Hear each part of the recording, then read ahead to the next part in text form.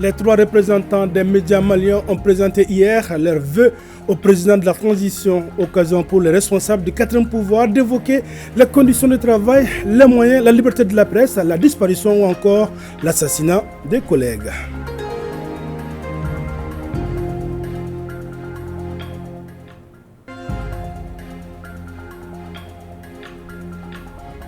Dialogue intermalien pour la paix et la réconciliation nationale.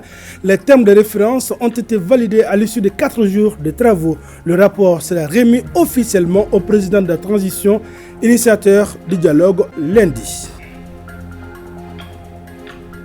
Mesdames, Messieurs, bonjour et bienvenue aux informations.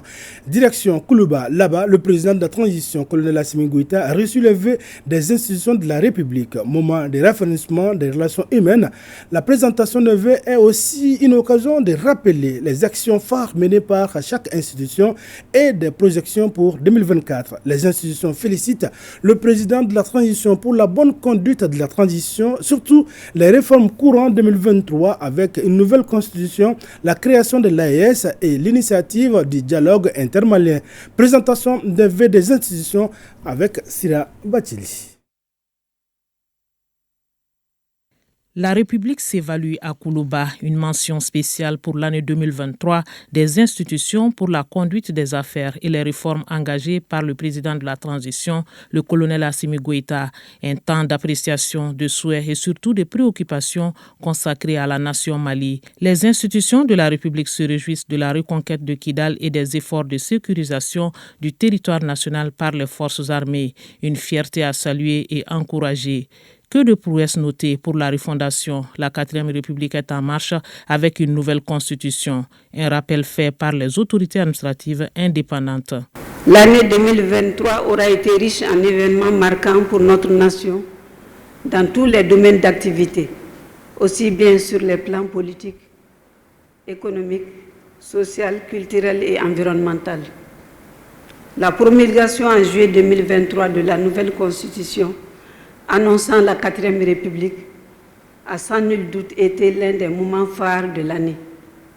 Son adoption à une large majorité par le peuple malien est l'expression du sentiment national qui caractérise nos concitoyens.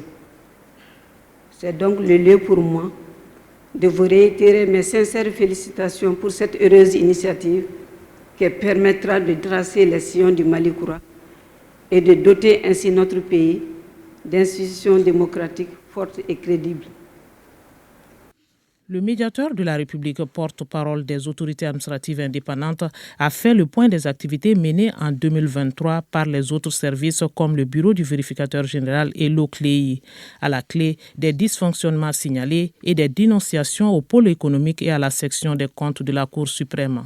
On suivi les vœux du Conseil économique, social, environnemental et culturel et ceux du Haut Conseil des collectivités. Le succès, les bonheurs, l'espérance de nouveaux horizons pour notre pays, le Mali et l'Afrique tout entière.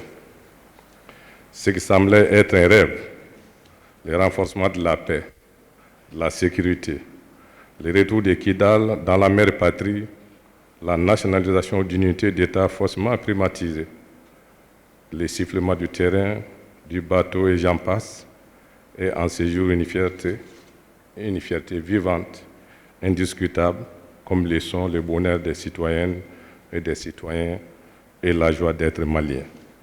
Le Conseil économique, social, environnemental et culturel, en ajoutant en profondeur la charte des partis, le code électoral, la Constitution et les référendums dont l'exercice a abouti à un quasi-plébiscite, tous les conseillers de la République, tout son personnel, estime que vous avez su faire de l'année 2023 une essence vive et impérissable de paix. L'année 2023 aura été aussi une étape décisive dans le processus de mise en œuvre effective de la refondation de l'État tant souhaitée par le peuple malien. À cet effet, nous citons entre autres la promulgation de la nouvelle Constitution, la signature du pacte de stabilité sociale et de croissance, le nouveau code minier et son contenu local, la lutte que vous engagez contre la corruption et les multiples formes d'atteinte aux deniers publics. Votre participation les 27 et 28 juillet 2023 au deuxième sommet Russie-Afrique est également une belle illustration de votre souci et votre détermination à faire entendre la voix du Mali au sein de la communauté internationale. Pour les juristes, l'occasion se prête pour rappeler les soubresauts de l'état de droit à travers le respect des droits de l'homme. Et la justice y joue un grand rôle. La Cour constitutionnelle et la Cour suprême ont mis l'accent sur l'effectivité des droits fondamentaux avant de faire cas des activités courant 2023. Il est beaucoup plus demandé un équilibre des pouvoirs et dans l'esprit bien compris des institutions. C'est ensuite le respect et l'exercice effectif des droits fondamentaux. C'est la raison d'être de la Cour et c'est pourquoi elle doit disposer de ressources pour prendre en charge ce souci et contribuer de manière efficace au renforcement et à la consolidation de l'état de droit par un contrôle judicieux de l'effectivité des droits fondamentaux. À cet égard, son rôle se révèle prépondérant dans notre démocratie qui se veut en tous les cas constitutionnelle. En ce qui concerne la Cour suprême, le bilan de l'année qui s'achève concerne d'une part les activités juridictionnelles et d'autre part les activités non juridictionnelles. S'agissant des activités juridictionnelles, au titre de la section judiciaire, elle a reçu 770 dossiers en 2023, a traité 704 dossiers et rendu 633 arrêts. Au titre de la section administrative, elle a reçu du 1er janvier 2023 au 31 octobre 2023 563 recours et a rendu 658 arrêts durant la même période. L'organe législatif de la transition a bouclé la boucle de cette présentation de vœux des institutions. Le président du Conseil national de transition, colonel Malick Diaw, salue le leadership du président de la transition, le colonel Assimi Goïta. Oui, Monsieur le Président, nous ne cesserons jamais de le souligner avec force conviction. Le Mali, sous votre leadership, vient de loin, de très loin. Oui, Monsieur le Président, osons le dire sans vantardise aucune, notre pays, au cours de ces 3 dernières années, a su s'imposer, se faire respecter et se faire admirer grâce à votre sens inné de la responsabilité et de la bonne gouvernance. Qu'on ne voit, surtout ici, aucune volonté d'autosatisfaction, mais simple souci de vérité historique et d'analyse. La capacité de notre peuple, sous vos directives éclairées et inspirées à maintenir le cap contre vents et marées, notre unité nationale, le respect de notre souveraineté, le respect des choix stratégiques et des choix des partenaires du Mali, ainsi que la prise en compte des intérêts de notre peuple dans toutes les décisions, au moment où notre continent et singulièrement notre sous-région connaissent des soubresauts, a permis à nos concitoyens d'être plus forts, plus engagés et plus prêts à faire face aux défis qui assaillent notre continent et le monde. Que d'épreuves affrontées, mais heureusement surmontées par notre peuple résilient en 2023. Le colonel Malick Diaw de poursuivre sur les missions parlementaires dans les pays de la sous-région, également en Russie et en Chine, qui ont été d'une grande utilité selon lui. Les audiences accordées aux ambassadeurs et syndicats ont permis d'informer sur la conduite de la transition. Un point commun des discours, toutes les institutions fondent un grand espoir sur le dialogue intermalien pour que le Mali retrouve tous ses fils dans un environnement apaisé. En répondant aux vœux des institutions, le président de la transition a salué le rôle important joué par chacune d'elles pour la bonne marche. L'occasion était bonne également pour le colonel Assimi Goïta d'expliquer les raisons de la création de l'Alliance des États du Sahel AES. La synthèse de la réponse du chef de l'État aux institutions, c'est avec Sira Bachili. La stabilité d'un pays dépend de ses institutions. Une conviction du président de la transition, colonel Assimi Goïta, à l'endroit de celles qui gardent la République. Au président des institutions, le colonel Assimi Goïta adresse tout d'abord un message de reconnaissance pour service rendu à la nation. vous cristallisez l'espoir de tout un peuple. De par vos résultats respectifs au cours de l'année 2023, vous avez su montrer la voie du dévouement pour la nation. Les différentes épreuves auxquelles notre pays a fait face depuis le début de la transition ont été illustratives du rôle prépondérant des institutions, surtout en période de crise. Qu'il s'agisse du gouvernement, du Conseil national de transition, de la Cour suprême, de la Cour constitutionnelle et du Conseil économique, social, environnemental et culturel, aucune institution de la République n'est restée en marge du noble combat de la souveraineté. Bien au contraire, votre soutien constant a été déterminant pour l'orientation des réformes décisives initiées par la transition qui s'inscrivent à juste titre dans la marche de notre pays sur la voie irréversible de la souveraineté. La Cour des comptes, la toute nouvelle institution, augure d'un lendemain meilleur pour notre pays en sa qualité de juridiction supérieure en matière de contrôle des finances publiques. Son rôle est très important quant au contrôle de l'exécution des lois de finances et de l'évaluation des politiques publiques. Le Mali a un nouveau code minier pour que l'or brille enfin pour les Maliens. Les richesses du Mali en or étaient mal exploitées et profitaient à d'autres. Le nouveau code minier est appelé à changer la donne. Un intérêt commun que le CNT a compris selon le président de la transition, d'où le vote de cette loi.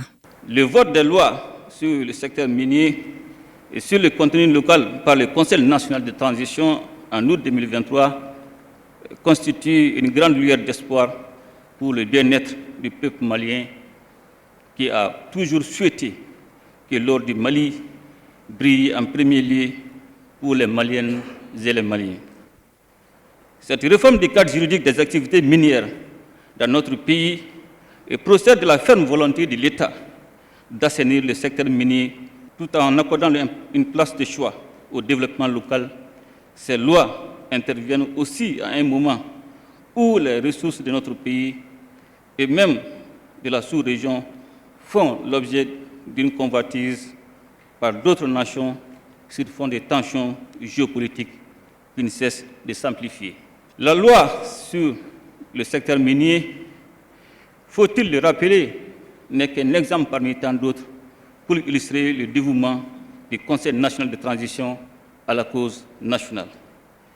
Et je voudrais, pour cela, saluer la persévérance des membres du CNT.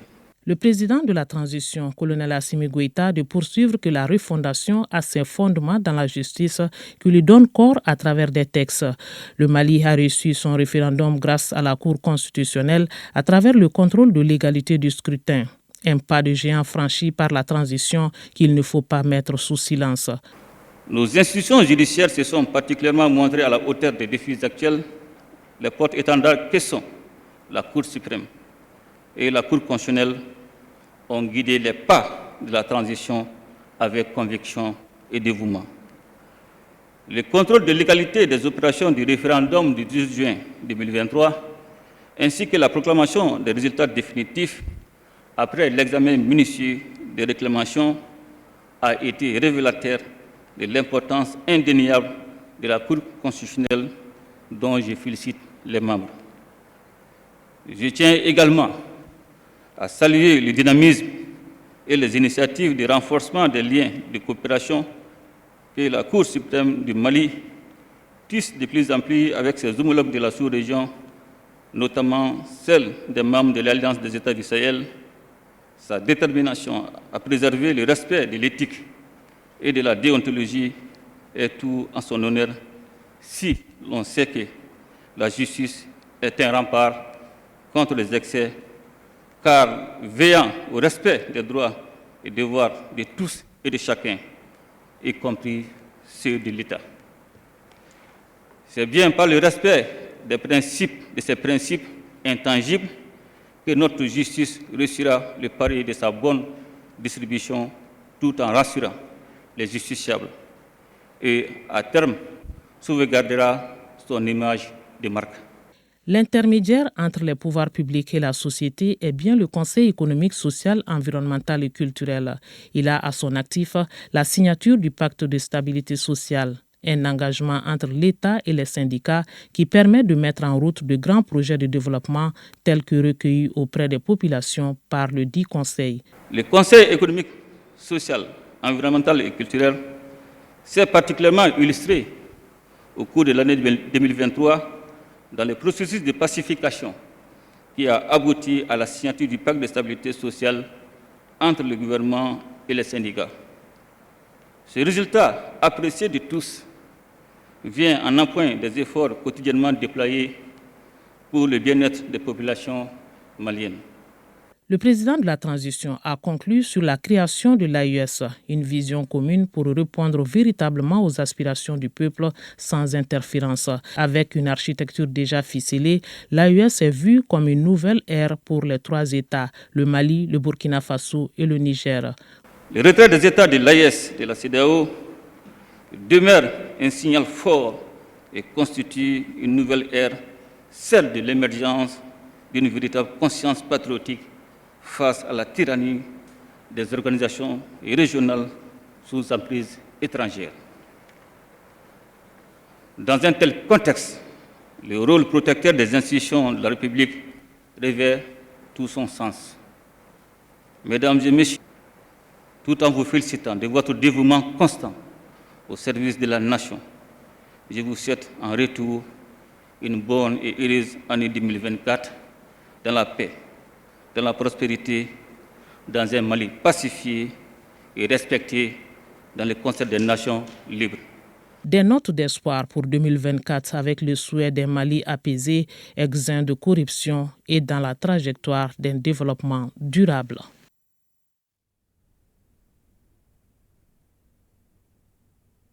Toujours à Koulouba et dans le même registre, les 3 représentants des médias maliens, à leur tour, ont présenté leurs vœux de la presse, au président de la transition. Un cadre parfait pour les responsables de la presse malienne d'évoquer les conditions de travail, la liberté de la presse, la disparition ou encore l'assassinat des collègues. On en sait plus avec Nyanya Alou Traoré. Le 4e pouvoir face au premier. Nous sommes à Koulouba en ce dernier jour du mois de février 2024. Les fêtières de la presse du Mali sont venus présenter leurs vœux au président de la transition, accompagné pour l'occasion par le chef du gouvernement et celui du Parlement. D'entrée de jeu, nos représentants sont entrés dans le vif du sujet. Pour eux, la presse reste mal lotie au Mali alors qu'elle ne cesse de jouer pleinement son rôle dans tous les grands rendez-vous de la nation. La liberté de la presse dans notre pays a quelque peu reculé. Ce constat est aussi celui des organismes internationaux de soutien et de défense de la liberté des médias, comme RSF, dont le classement annuel fait passer notre pays du 111e en 2022 au 113e rang en 2023, dans un contexte où la tendance n'est plus aux emprisonnements, mais aux assassinats et enlèvements. En ce moment, nous pensons à Birama Touré, disparu depuis 8 ans, à Hamadoun Nyalibouli et Bana Diko, tous de Douanzan, enlevés en 2020. Sur ces registres peu reluisants, permettez-moi de citer les assassinats de Dadaba, animateur à la radio Danya FM dans la nuit du 26 au 27 octobre 2023, à Nara, par des individus non identifiés. Le Comité national de l'égal accès aux médias d'État propose au gouvernement des mesures d'appui aux médias d'État, de se pencher particulièrement sur les cas de l'ORTM et de l'AMAP pour les échéances électorales à venir. De toutes les structures intervenant dans les élections, elles sont les seules qui ne sont pas inscrites sur le budget des élections. La redevance qui peut assurer une source de financement pérenne pour l'ORTM, bien qu'accordée par l'État, ne lui est pas versée correctement. Il en est de même pour la taxe prévue au cordon douanier sur les équipements audiovisuels et qui doit être reversée à l'ORTM. En ce jour, l'ORTM dispose à son siège, en tout et pour tout, de 11 véhicules et 9 caméras. Quand on sait que l'ORTM fait une moyenne de 20 reportages par jour, avec des pointes de 40 reportages par jour, on comprend mieux pourquoi la réputation qui leur est faite toujours en retard n'est pas toujours méritée. Ils font avec les moyens du bord. Et ces moyens sont extrêmement limités par rapport aux sollicitations. Aujourd'hui, l'espace médiatique malien compte plus de 450 radios, plus de 40 télévisions, plus de 60 journaux en ligne et plus de 150 journaux écrits. Une multiplicité de nos outils d'information et de communication qui visent à consolider les acquis afin de promouvoir l'émergence d'un citoyen nouveau dévoué pour sa patrie. Une mission de haute portée qui nécessite un engagement ferme des médias et des autorités.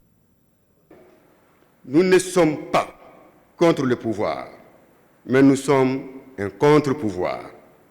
La démocratie ne saurait être sans une presse forte, une presse dont la vitalité est établie.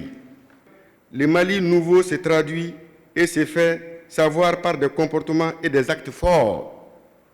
Nous nourrissons l'espoir que grâce à votre écoute active et votre engagement, nous parviendrons à relever les défis. Vous pouvez compter sur nous. La HAC ambitionne, conformément à son texte de création, d'implanter des antennes régionales à Kayes, Ségou et Sikasso dans un premier temps. Par ailleurs, l'opérationnalisation du monitoring de la presse écrite et de la presse en ligne est d'une brillante actualité dans la mesure où ces médias ne sont pas pour l'instant soumis à une véritable régulation.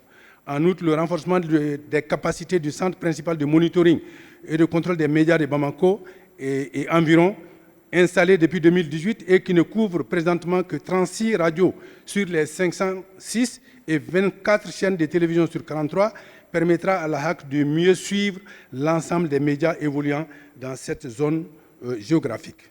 Pour notre part, en tant que régulateur du secteur de la communication, nous veillerons sans acharnement, mais avec fermeté sur le respect des normes qui encadrent l'offre d'information au public. Les trois interlocuteurs n'ont par ailleurs pas manqué de saluer les autorités de la transition pour la reprise de la ville de Kidal. Ils ont aussi émis des vœux de réussite à l'Alliance des États du Sahel.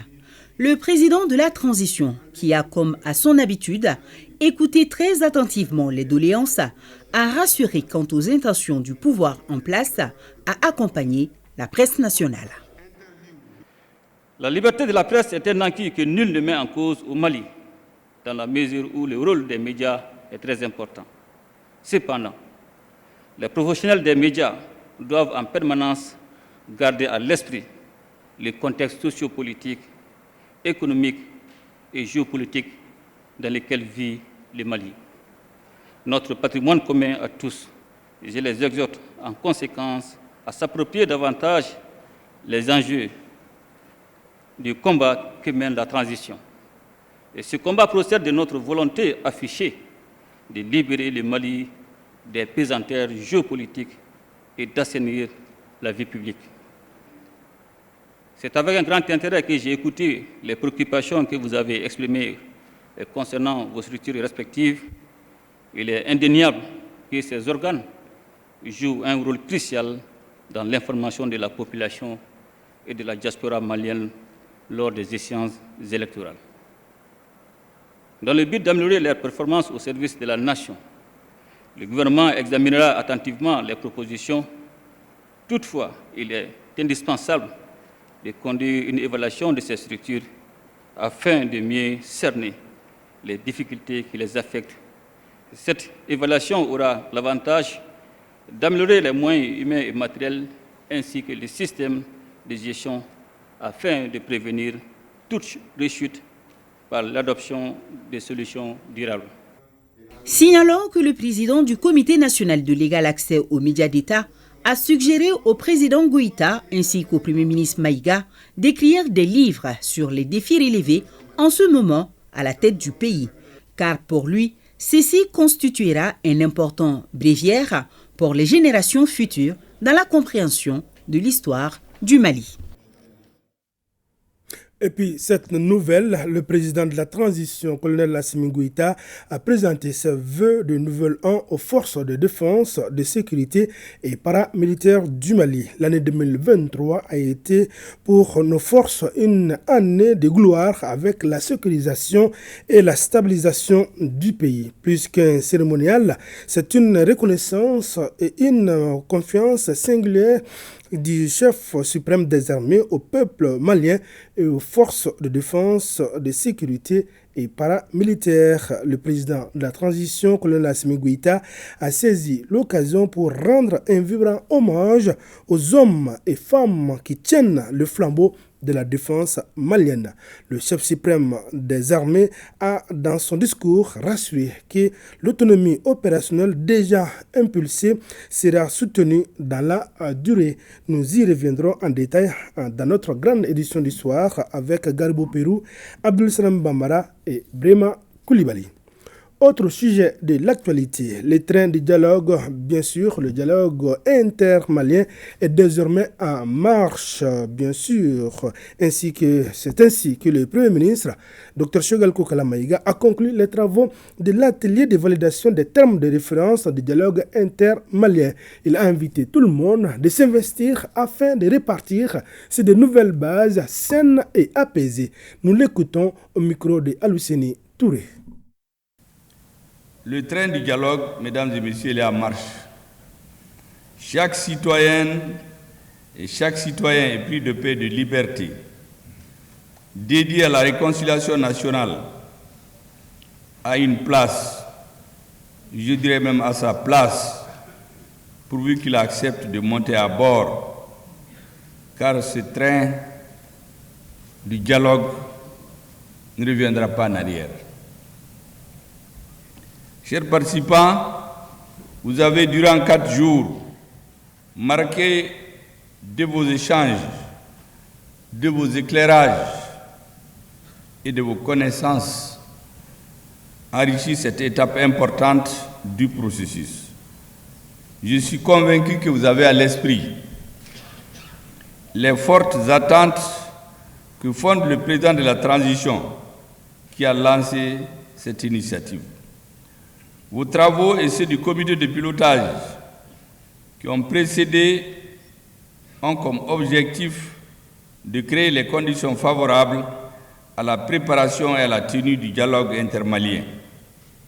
En somme, vous avez eu comme tâche primordiale de créer les conditions pour chaque Malienne et chaque Malien puisse s'épanouir dans un environnement marqué par la confiance retrouvée entre les communautés sous la protection de l'État, tel que le souhaite le chef de l'État. J'ose espérer que les délégués des régions et de la diaspora ont été satisfaits du balisage déjà fait avec l'élaboration de l'avant-projet des termes de référence par les membres du comité de pilotage. La participation des gouverneurs des régions et du district de Bamako, des délégués des régions et de la diaspora, a sans nul doute contribué en plus-value dans le sens de l'amélioration des documents soumis à leur examen. Ces différents regards ont enrichi les thématiques proposées, ce qui augure d'une suite plus maîtrisée du processus. Honorables invités, mesdames et messieurs, retrouvons-nous autour de ce qui nous unit. Notre seul bien commun, à nous tous, c'est le Mali. Parlons-nous, chamaillons-nous s'il le faut, et de grâce, donnons-nous la main pour sauver notre patrie. Nos communautés ont toujours vécu ensemble depuis des siècles. Nous sommes un peuple de brassage, un peuple uni par l'histoire et la culture. Le Mali, mesdames et messieurs, est pour tous les Maliens. Un Malien, c'est un Malien, point à la ligne. Mesdames et messieurs, il y va de la construction du Mali nouveau. Le Mali croit que nous voulons pour les générations actuelles et futures. Nous ne devons jamais nous lasser de nous parler, d'échanger sur nos réalités actuelles, sur notre futur commun.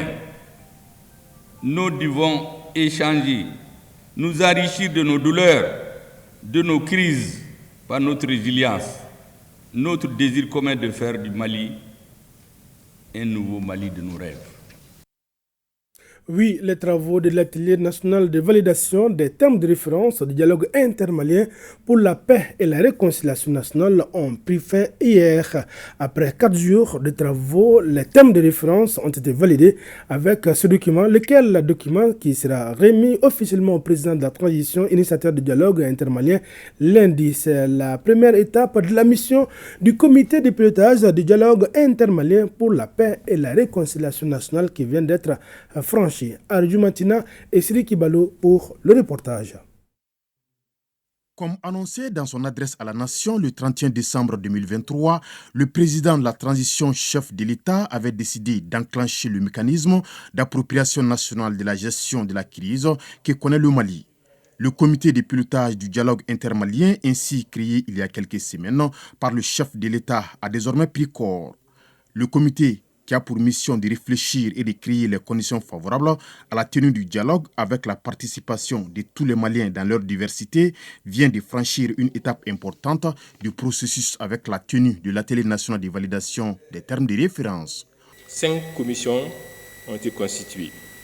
Commission paix, réconciliation nationale et cohésion sociale, commission questions politiques et institutionnelles, commission économie et développement durable, commission aspects sécuritaires et défense du territoire, commission géopolitique et environnement international. Les délégués ont apporté des améliorations significatives à l'avant-projet du terme de référence soumis à leur appréciation avant de l'adopter en séance plénière. Ces 4 jours ont été courts au regard de la vivacité des échanges, de la cordialité et de l'esprit citoyen dont ont fait montre les délégués, l'institution du dialogue intermalien pour la paix et la réconciliation nationale,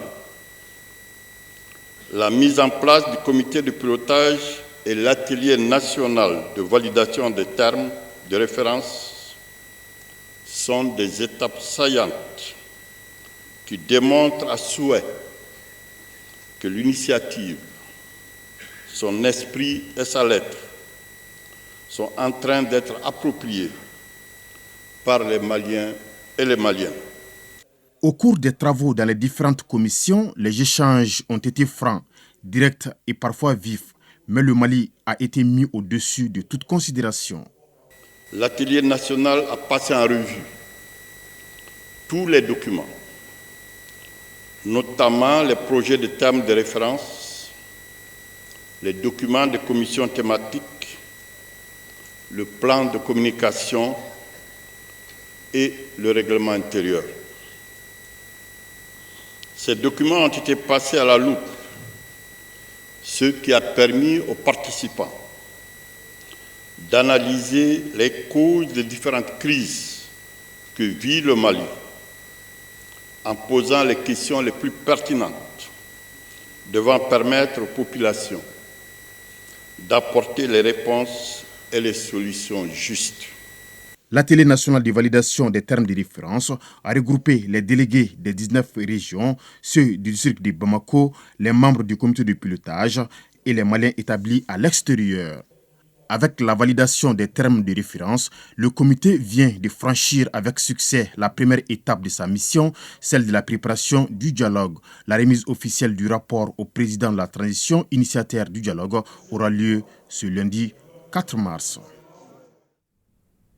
Ainsi prend fin ce journal. Merci d'avoir été des nôtres. Bon dimanche à tous et à demain, Inch'Allah, même heure, même plateau et pour d'autres informations.